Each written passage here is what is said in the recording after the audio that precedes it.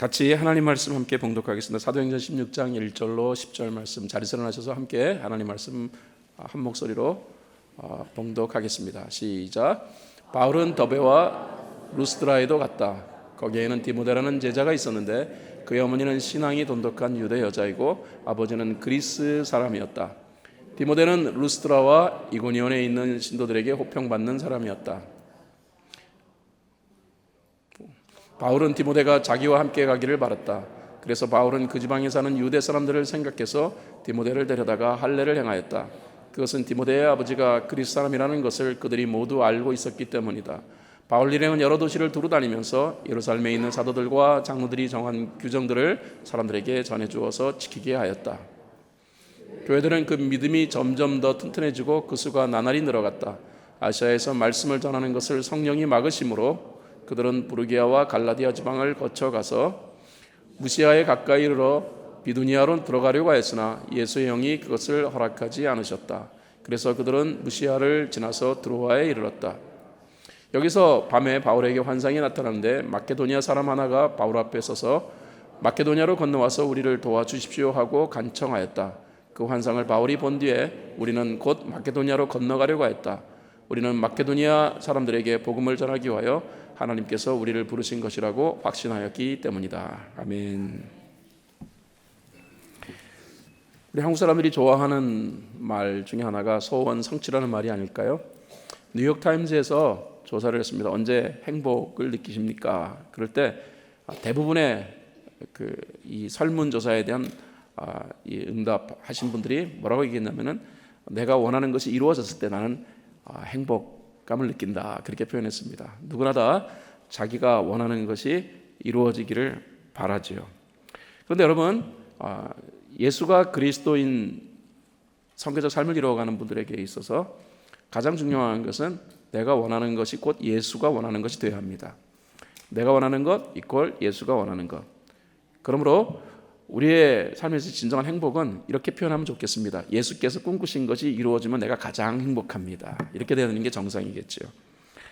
자, 오늘 하나님 말씀을 우리 같이 묵상해 보고자 합니다. 저는 이 40일 캠페인을 통해서 하나님 말씀이 우리의 삶의 지표가 되기를 원하는 마음으로 말씀을 준비하고 있어요. 오늘도 하나님께서 하나님의 깊은 뜻들을 이 말씀을 통해 우리에게 전하여 주시리라 생각합니다. 자, 선교적 삶을 이루어가기 위해서는 주님의 뜻이 내 뜻이 되어야 되는데 주님의 뜻이 내 뜻이 된다는 것은 무슨 의미일까? 이것은 저는 이렇게 표현하고 있습니다. 주의 뜻을 위해서라면 내가 모든 것을 하겠다, 뭐 이런 의미겠죠. 주의 뜻을 위해서라면의 각오. 주의 뜻을 위해서라면의 각오. 자, 예루살렘 공의회에서 정리된 이 창조적 타협안을 이방 사람들이 중심이 된 교회들에게 전하기 위하여 바울이 1차 전도 여행시에 세워졌던 이 교회들을 쭉 다니면서 그 내용들을 설명하려 합니다. 이때 바울은 1차 전도 여행에서 전했던 그 더베와 루스드라에 이르러서 디모데라고 하는 사람을 이제 만나게 되죠. 1절에 그 내용이 수록되어 있습니다. 바울은 더베와 루스드라에게도 갔다. 거기에는 디모데라는 제자가 있었는데 그의 어머니는 신앙이 돈독한 유대 여자였고 아버지는 그리스 사람이었다. 대부분의 주석가들은 아마 이 디모데라는 사람은 바울의 1차 전도 여행 시 바울의 복음을 듣고서 아마 예수를 믿었던 사람이 아닐까라고 추측합니다만, 그러나 그에 대한 정확한 설명은 없습니다. 다만 디모데에 대해서 제자라고 부르고 있어요. 거기에는 디모데라는 제자가 있었다고 하죠. 그래서 제자라고 호칭하는 것으로 보아가지고서 이 디모데라는 사람은 영적으로 성숙한 자라는 사실을 우리가 알 수 있다는 것입니다. 이 영적으로 성숙한 모습, 이 모습을 우리가 2절에서 찾아볼 수 있습니다. 2절에 보니까 디모데는 루스드라와 이고니온에 있는 신도들에게 호평받는 사람이었다라는 거예요. 이 디모데를 바울은 앞으로 진행할 이 전도 여행의 파트너로 데려가기를 원했어요. 그런데 여러분, 제가 성경 보면서 느끼는 것은 바울의 이 동역자에 대한 기준은 상당히 좀 높았지 않나라는 생각을 합니다. 전도 여행이라는 게 뭡니까? 바울이 전도 여행을 하려고 했던 것은 예수가 그리스도임을 전하기 위하여서였기 때문에, 그러면 함께하는 그 동역자에 대해서는 이 바울이 기준을 제시했던 것 같아요. 다시 말해 성교적 삶에 대한 열정을 엄격한 기준으로 삼았다. 선교적 삶에 대한 열정을 엄격한 기준으로 삼았다는 거예요. 그러니까 우리가 읽은 사도행전 16장 이전에 사도행전 15장 하반부에 가면은요, 바울이 바나바하고 다투는 내용이 등장해요. 그런데 바나바와 바울이 다퉜던 큰 이유는 마가 요한이라는 사람, 요한이라고도 불리기도 하는 그 마가를 데려가느냐 데려가지 말아야 하느냐 가지고서 아마 심하게 다투었던 것 같아요. 바나바는 데려가자, 그리고 바울은 데려가지 말자. 그러니까 바울에게 있어서 뭔가 그 사람에 대한 어떤 부족한 모습이 있었던 것 같아요. 그래서 바울과 바나바가 여기서 결별하고 서로 각기 이 선교 활동을 펼쳤습니다.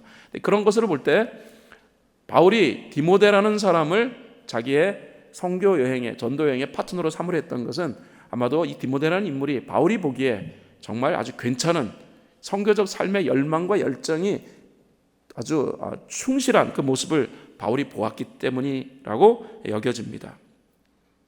그래서 사도행전 16장 3절에 보니까 바울은 디모데가 자기와 함께 가기를 바랬다. 그래서 바울은 그 지방에 사는 유대 사람들을 생각해서 디모데를 데려다가 할례를 행하였다. 그것은 디모데의 아버지가 그리스 사람이라는 것을 그들이 모두 알고 있었기 때문이다. 성경은 이 디모데라는 사람이 혼혈 그리스도인, 어머니는 유대인, 아버지는 그리스도인, 이는 혼혈 유대인이라는 사실을 밝힙니다. 그런데 바울이 이 디모데를 계속 진행될 선교사역 동역자로 선택해서 할례를 받도록 했다라는 거예요. 근데 우리가 어저께 같이 묵상했지 않습니까? 예루살렘 공의회에서 야고보의 이 타협안이 제시되었습니다. 야고보의 타협안은 사도 칙령이라는 이런 것으로 알려진 내용인데, 이방 그리스도인이 할례를 받지 않아도 된다. 다만 이 피채 먹어서는 안 되고, 또 목매어 죽인 거 이런 것들, 또 우상에게 바쳐진 음식 같은 것은 먹지 않아야 된다. 또 거기다 한 가지 더 첨부했습니다. 음행을 행하지 말아야 된다라는 이 내용을 첨부해서 이 타협안을 제시했습니다. 저는 어저께 그것을 창조적 타협이다라고 제가 그렇게 말씀을 드렸습니다. 그런데 여러분, 사실 복음 안에서 할례는 더 이상 의미 없어요. 복음 안에서 할례를 받는 것 의미 없습니다. 왜? 우리가 구원 얻는 것은 예수가 그리스도, 그거 하나로 충분합니다. 예수가 그리스도다. 그래서 할례를 받지 않아도 되는 거예요. 거기다가 또 사도 칙령에 의해 가지고서 할례를 받지 않아도 꺼리낌이 없게 되었습니다만, 그러나 바울은 이 디모데가 자신과 함께 동역하기 위해서 할례를 받도록 하자. 이것은 바울은 예수 그리스도가 이 땅에 온전히 전해지기 위해서 창조적 타협안도 불사한다라는 이 나름대로의 사역에 대한 소신이 있었기 때문이겠죠. 이 당시 유대인들은 이 소아시아 지역에 방대하게 흩어져 살고 있었습니다. 성경을 읽어보면 아시아라는 내용이 나오는데, 이 아시아라는 것은 대한민국에 속해 있고 하는 이런 아시아를 의미하는 것이 아니라 로마의 행정구역 안에 한 지역이에요. 그러니까 아시아, 비두니아, 갈라디아, 본도 이런 것처럼 이렇게 한 지역입니다. 그래서 이 아시아 지역에, 그리고 이 아시아를 포함한 로마의 행정 지역 여러 곳에, 오늘날 치면 터키 여러 곳에 디아스포라로 많은 유대인들이 흩어져 살고 있었다는 거예요. 그러니까 복음을 전할 때 그 유대인도 만나게 되기 때문에 바울은 괜히 트집 잡힐 필요가 없다라고 생각하고 디모데에게 이 할례를 받도록 했다라는 거예요. 그런데 중요한 것은 바울이 그렇게 원했다 할지라도 선택은 디모데의 몫이에요. 디모데가 안 받으면 그만해요. 왜냐하면 할례를 받는 것은 본질적 내용이 아니기 때문에 디모데가 거부해도 괜찮아요. 그런데 디모데는 할례를 받는다는 것입니다. 이것은 바울의 소신 때문이 아니라 자신의 의지적 결단에 의거한 것이다라고 말씀드릴 수 있어요. 다시 말씀드립니다. 선교적 삶은 예수가 중심이 되는 삶입니다. 예수가 그리스도임을 선포하는 삶입니다. 구원은 예수가 그리스도임을 인정함으로 성립됩니다. 그렇게 구원의 역사가 만들어지려면 예수가 그리스도임을 선포해야 되는 것이 먼저예요. 그러므로 예수가 선포되어지기 위해서라면 자신의 뜻은 100번 포기할 수 있다라는 것이 바로 선교적 삶을 위한 일종의 결단이 되어야 한다는 것이죠. 바울과 함께 사역에 참여하기로 했던 디모데, 이 디모데가 할례를 받기로 했다는 것은 자기는 이제 선교적 삶을 실행하겠다라는 일종의 표현이다라고 생각하시면 될 것 같아요. 그래서 그 선교적 삶의 실행을 결단하는 것이 바로 할례를 받는 것이었어요. 굳이 안 해도 되는 것, 선교적 삶을 위한 것이라면 행하겠다. 이게 이제 디모데의 마음이죠. 우리는 이 디모데의 마음에 초점을 맞춰야 해요. 여러분, 선교적 삶은 이 정도의 열정 없으면 불가능합니다. 그래서 바울은 마음에 너무 들었던 것 같아요. 이 디모데의 모습이 너무 마음에 들어가지고 훗날 디모데에 대해서 오 나의 믿음의 아들이여 그렇게 표현합니다. 여러분, 오늘 저는 이 디모데를 통하여서 한 가지 영적인 교훈을 여러분과 함께 나누고자 합니다. 신앙은 본질을 추구하는 삶인데 본질이 아니라면 실행하지 않는다 해서 잘못되었다라고 말할 수 없어요. 예를 하나 들어볼까요? 여러분들이 궁금하게 생각하시는 술과 담배 문제입니다. 술을 마시는 것, 담배 피우는 것, 신앙의 본질적 차원으로 다룰 수 없어요. 전 세계에서 그리스도인들에게 술과 담배를 가지고 이거 신앙이 잘못된 먹었네 라고 운운하는 나라는 대한민국밖에 없습니다. 여러분들 어제 얼굴에 위로의 표정이 생기는 것 같아요.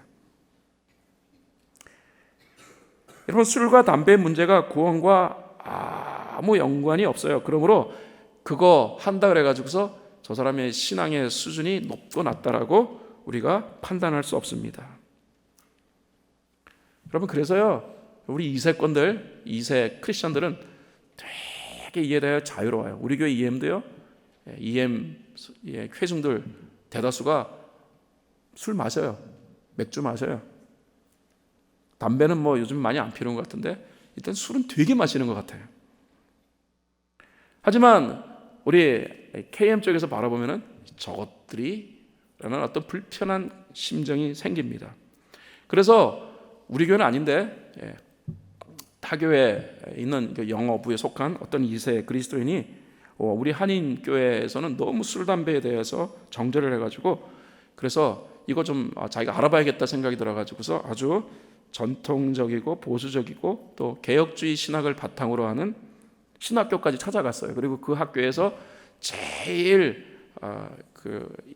중요한 위치에 계시다고 하는 그 교수님한테 가가지고서 술, 담배 문제가 정말 성경의 가르침에 반하는 행동인가에 대하여서 문의를 했다고 합니다.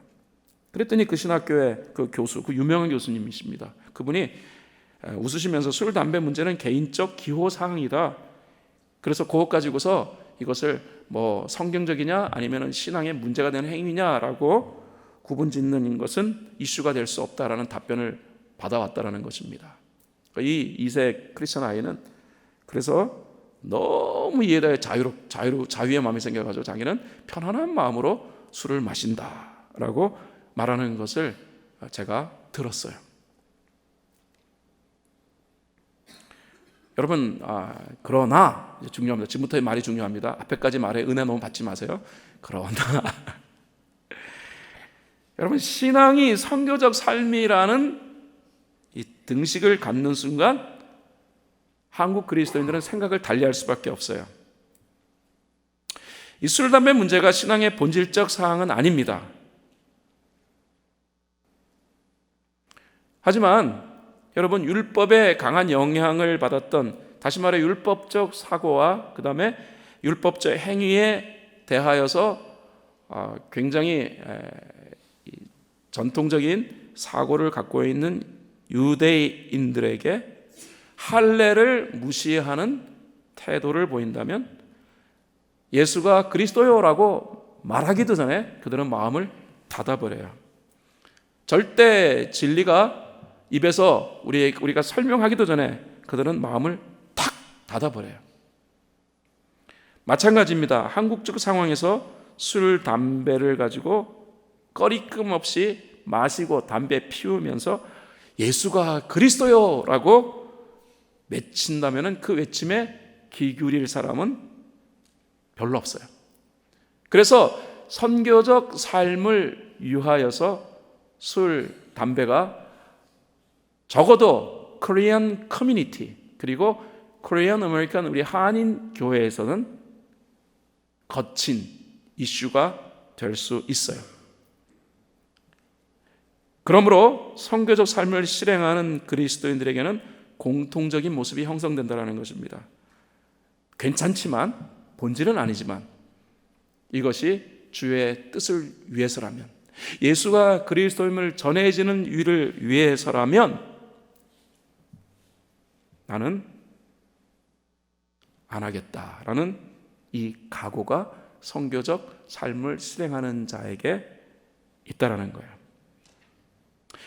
내 뜻이 옳고 내가 반듯한 생각을 내가 갖지만, 그러나 모든 사람에게 예수가 그리스도요 라고 우리가 선포해야 된다면 나는 그 뜻마저 접겠습니다 라는 각오가 선교적 삶을 실행하는 사람에게 있어서 대세라는 것입니다. 두 번째, 우리는 오늘 본문을 통하여서 중요한 성경의 가르침을 접합니다.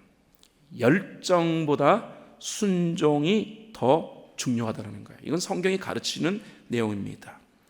여러분, 선교에 대한 바울의 열정을 막을 수 있는 사람, 제가 성경을 읽어보면서 아무도 없는 것처럼 보여요.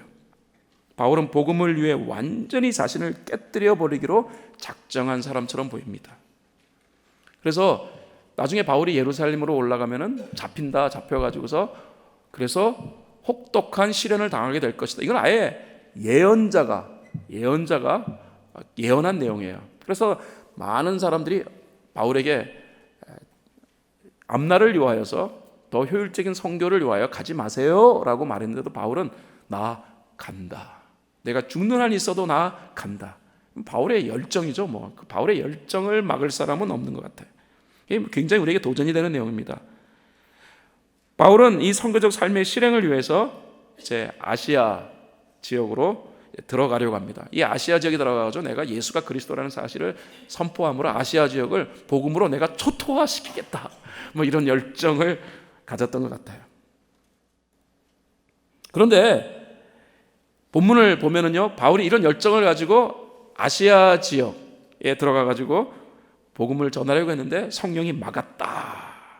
그래서 바울은 계획을 수정해가지고 원래 가려고 했던 것이 아닌 다른 지역인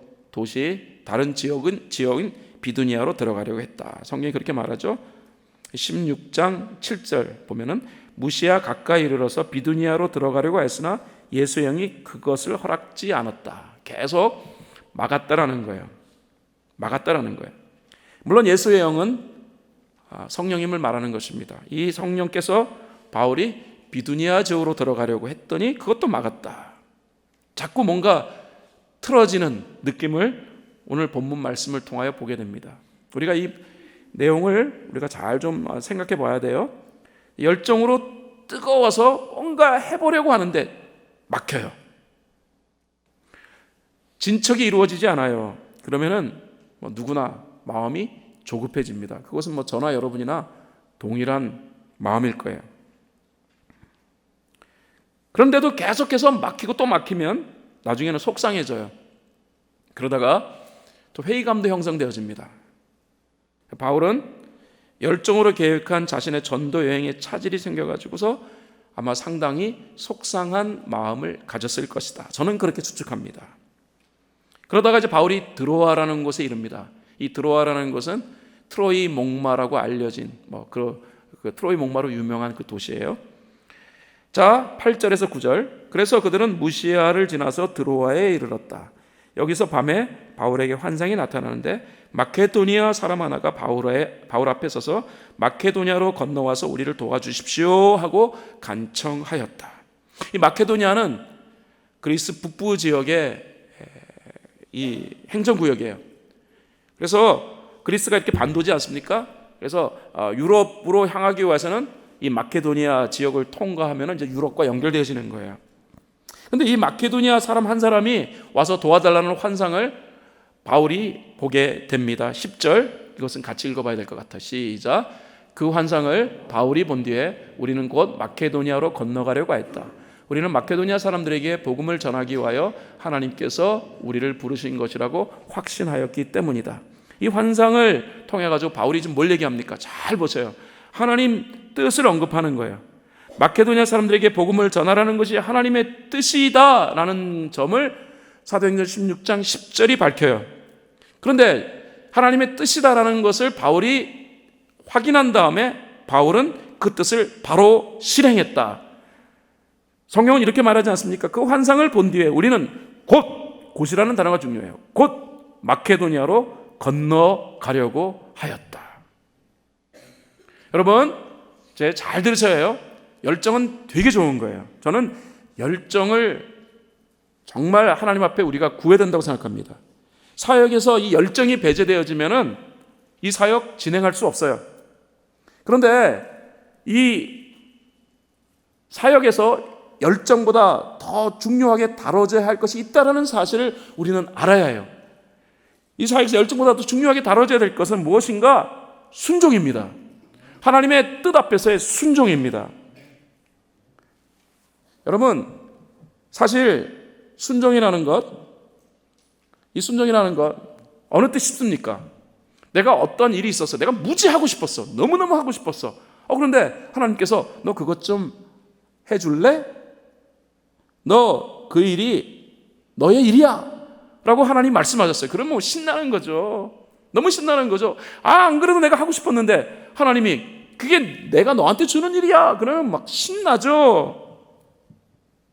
그래서 우리 하나님이 그런 순종만 요구하시면 야, 신앙생활 무지 재미있다라고 생각할 수밖에 없어요. 그런데 여러분, 희한하게도 하나님은 내가 너무 하고 싶은 것 별로 많이 말씀 안 하세요. 하나님은 심술을 부리시는지 대부분은 이거 내 일 아닌데 나에게 달갑지 않게 여겨지는 그런 상황에 대한 요구를 훨씬 더 많이 하세요. 이럴 때 순종이 힘들죠. 그래서 우리가 순종이 힘들다라는 말을 거기서 하는 거예요. 하나님이 다음에 또 내가 원하지 않는 걸 시킬까 봐 그래서 우리는 피하고 싶어요. 여러분, 성경을 읽어보면요, 꼭 하고 싶은 일에는 하나님이 침묵하시는 경향이 너무 많아요. 그런데 꼭 해야 할 일이 아니라고 여겨지는 상황에 하나님은 했으면 좋겠다라는 뜻을 제시하는 그 내용이 성경에 굉장히 많이 등장해요. 이러면 뭐 미치는 거죠. 정말 미쳐요. 도망치고 싶고 벗어나고 싶고 숨어버리고 싶고. 여러분, 아브라함에게 하나님이 어떤 것을 요구하셨습니까? 아들을 바쳐라. 아니, 나이가 80이 돼가지고 은퇴한 모세에게 바로와 맞서라. 아니, 기드온에겐 꼴랑 300명 주시고 미디안 연합군 13만 5천 명과 맞서라. 요나에게는 민족적 원수인 이 니느웨의 사람들에 대해서 구원, 관심을 가져라.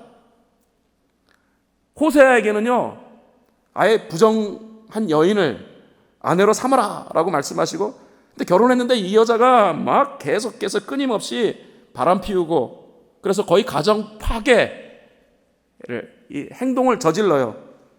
그런데도 하나님은 호세아에게 네 안에 무조건 붙들어라. 그러니까 여러분, 나는 이런 하나님의 요구를 보면서 참 하나님 불편한 요구를 하신다.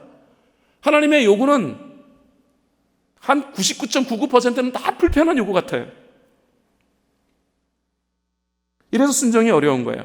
그러니까 바울도 자기는 아시아 지역에서 이 예수가 그리스도임을 전하고 싶었어요. 이것 때문에 바울이 계획을 많이 세웠겠죠. 목회자가 연간 계획을 세우면서 와, 이거 오늘 올해 이거 하고 싶다 하고 막 뜨거운 마음으로 계획 세워놓는데 하나님께서 그거 다 집어치우고 너 이거 해라 라고 하면은 갑자기 뻥 뜰 것 같아요. 그러니까 바울에게도 바로 그런 상황이라는 거예요. 그래서 바울이 얼마나 고민 많이 했겠습니까? 이거 왜 자꾸 막으시지? 그런데 갑자기 너 마케도니아로 가라 라고 하나님이 뜻을 제시했어요. 그러면 바울이 이거 좀 생각해 봐야겠는데요? 이거 좀 내가 생각해 봐야 되겠는데요? 라고 말합니다. 말할 수밖에 없을 거예요. 그런데 바울은 이 마케도니아 사람의 환상을 본 다음에 즉각, 중요한 건 즉각입니다. 즉각 자신의 계획과 바람을 다 포기했어요. 그리고 실행합니다. 성경을 보면은 곧 마케도니아로 건너가려 했다라고 성경이 말해요. 그 성경 표현을 우리가 주목해야 됩니다. 본문은 무엇을 우리에게 말하고자 이 내용을 수록해 놓았을까요? 본문은 순종을 성교적 삶의 우선순위적 덕목으로 드러내기 위함이에요. 여러분, 오늘 저 얘기 잘 들으세요. 요즘에 여러분, 하고 싶은 일은 하나님이 자꾸 막으시고, 하고 싶지 않은 일에 대한 어떤 이 부담을 내게 자꾸 줘요. 그런 요구가 자꾸 생기는 것 같아서 마음에 불편한 심정이 있다면요, 오늘 이 말씀이 여러분에게 정말 성령이 제시하는 중요한 라인이 될 수 있으면 좋을 것 같아요. 저는 하고 싶지 않은 일 자꾸 성령이 시키고 하나님이 시키면 불편한 마음 생기는 거 다 이해해요. 왜? 나름대로 나 다 성경 지켜. 주일 성수도 하고, 그 다음에 11조도 하고, 내가 본질적인 건 내가 다 지켜. 열심히 기도도 하고 묵상도 하고 성도의 의무적 사항을 다 준수하는데도 자꾸 마음속에 이 불편한 요구가 내게 자꾸 와 닿는다면은, 그래서 내가 피하고 싶다면 여러분 하지 않으셔도 돼요. 목사님 무슨 말입니까 하는데, 그 부분은요, 안 한다고 해가지고 하나님이 여러분에게 징계할 내용은 아니에요. 안 하셔도 돼요. 분명히 말씀드립니다. 하기 싫은 거 안 하셔도 돼요. 그게 본질적인 거라면 하셔야 합니다. 하기 싫어도 하셔야 해요. 예를 들면 주일 성수하는 거라든가 이런 것들은 하셔야 해요. 그렇지만은 내가 할 거 다 아는데 왠지 그럼에도 불구하고 하나님이 자꾸 나한테 불편한 걸 요구하시면 안 하셔도 된다니까요. 그런데 한 가지는 여러분 아셔야 될 것이 있습니다. 자, 우리가 말하는 순종이라는 부분입니다. 이 순종에 대한 성경적 정의를 여러분이 명확히 이해하셔야 해요. 우리말이나 영어에서 순종이라는 이 단어가 사용되어집니다. 그 사전적 의미는 뭔지 아십니까? 순종이라는 사전적 의미는 그냥 따른다, 그러니까 어떤 권위에 따른다, 그리고 순응하다, 명령을 실행한다라는 뜻이에요. 하지만 성경이 말하고 있는 원어적 의미의 순종은 달라요.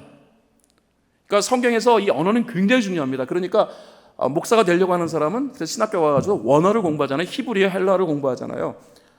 히브리어, 헬라어를 공부하는 이유가 있어요.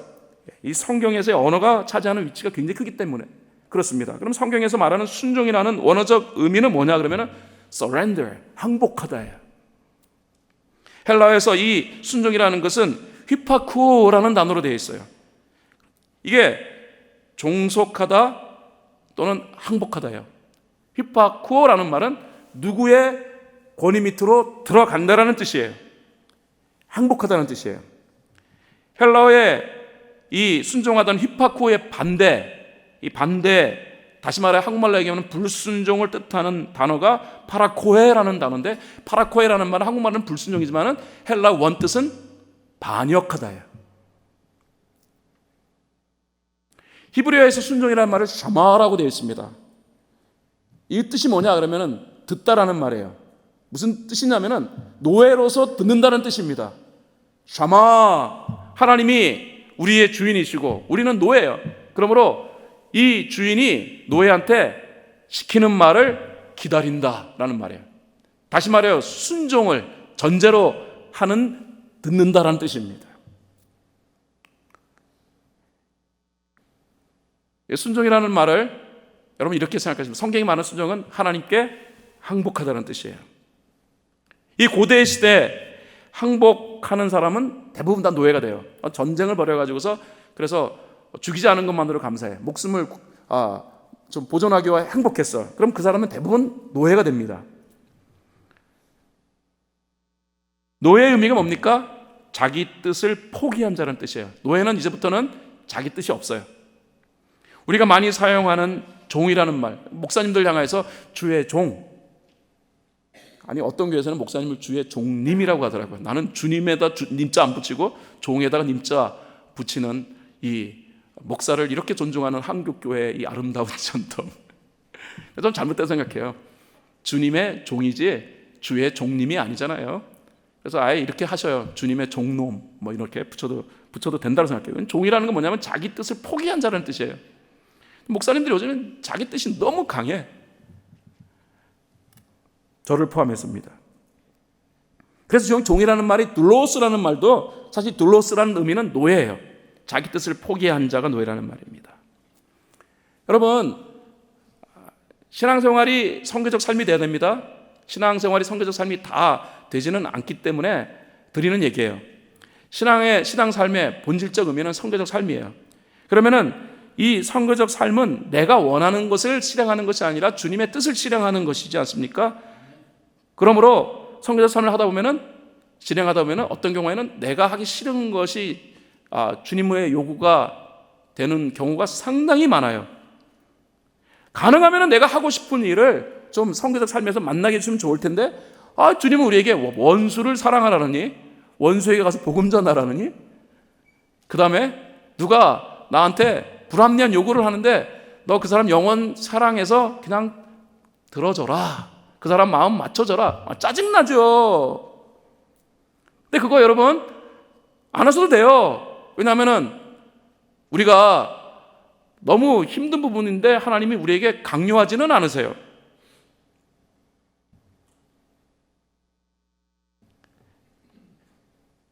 그럴 때 우리가 오늘 순종이라는 원어적 의미를 생각해 보자라는 거예요. 원래 우리가 순종 나는 순종 잘해요 라고 말하는데, 원래 하고 싶은 일 하나님이 안 시켜도 잘하지 않습니까? 여러분은 모르겠어요. 저는 그래요. 나는 내가 좋아하는 일은 하나님이 안 시켜도 저는 잘해요. 저는 원래 책 읽는 걸 좋아하는 사람이어가지고 저는 성경 읽는 거 사실 좋아해요. 여러분들은 성경 읽는 게 너무 힘들다고 하시는 분 계시는데 저는 성경 잘 읽어요. 그래서 올해도 상당히 성경 읽었어요. 그래서 저는 이렇게 붙이는 거죠. 그래서 나는 말씀에 이렇게 순종한다. 솔직히 까놓고 얘기하면은 제가 순종이라는 레벨을 제가 붙인 거예요. 저는 제가 좋아하니까 읽은 건데, 사람들이 성경 읽는데 이렇게 힘들어하는데 나는 그래도 하나님의 말씀 잘 순종한다. 그렇게 엄밀한 의미에서 내가 좋아하는데 하나님이 하라고 하는 것이 우연히 맞아 떨어졌어. 그래서 내가 순종이라는 것을 막 내세우는 것은 낯뜨거운 일이에요. 진짜 순종은 따라하십시오. 항복하는 것. 큰 소리를 말하세요. 항복하는 것. 그래서 내가 안 해도 되는 것을 하나님이 요구하시는 것, 여러분 이렇게 생각하시면 됩니다. 진짜 순종의 기회다. 그런데 성경을 보니까 진짜 순종의 기회를 맞이했던 사람들이 힘들어도 항복하는 마음으로 따라 행했더니 이게 자기한테만 좋은 게 아니야. 세상의 역사가 뒤바뀌는 결과가 만들어졌다라는 거예요. 그래서 바울의 이 마케도니아 환상, 바울의 이 순종은 사실 우리에게도 영향이 있어요. 그것 때문에 저와 여러분이 예수를 믿게 된 거예요. 말씀을 결론 짓겠습니다. 선교적 삶을 결단하면 하나님 뜻이 보여요. 하나님의 뜻이 자신의 뜻을 지배하도록 굴복시키는 것을 순종이라고 합니다. 선교적 삶의 순종이 배제되면 선교적 삶의 능력은 상실된다. 때로 하고 싶지 않음에도 하라는 부담스러운 하나님의 뜻을 여러분이 대합니까? 진정한 순종의 기회를 제공하시는 하나님의 배려로 받아들이셔야 해요. 한 번의 순종은 역사를 바꾸는 위대한 결과로 이어집니다. 이것은 해보시면 알아요. 아브라함의 순종 하나 때문에 아브라함의 자손들이 복을 받았어요. 성경의 순종의 결과는 우리가 생각한 것보다도 위대하더라. 자리에서 일어나시겠습니다. 말씀을 적용하겠습니다. 사실 적용이 굉장히 중요합니다. 여러분, 오늘 하루 한번 생각해 보세요. 요즘에 나를 불편하게 만든 하나님의 뜻, 나를 불편하게 만든 하나님의 뜻 생각해 보았으면 좋겠습니다. 한 가지 정도. 나를 불편하게 만든 하나님의 뜻은 무엇인가? 그리고 오늘 제가 순종은 원어적으로 항복이라는 뜻이라고 말씀드렸습니다. 하루 종일 순종은 항복, 순종은 항복, 계속해서 이 순종의 바른 뜻을 하루 종일 한번 묵상해 보시면 좋겠습니다. 순종이 뭐라고요? 다 같이 순종은? 네, 순종은 항복입니다.